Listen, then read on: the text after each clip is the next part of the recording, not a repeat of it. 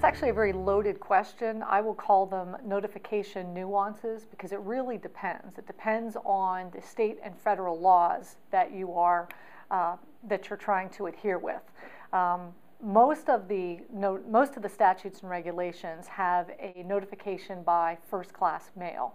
The only exception to that would be if the primary communication method with the individual is email, then email notification is acceptable.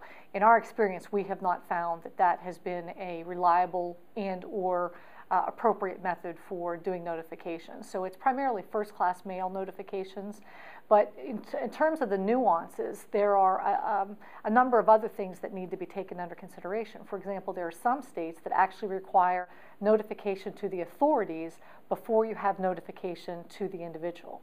There are some states that require the disclosure or description of what happened in the letter, and there are some states, for example, Massachusetts, that prohibits you from putting a description of what happened.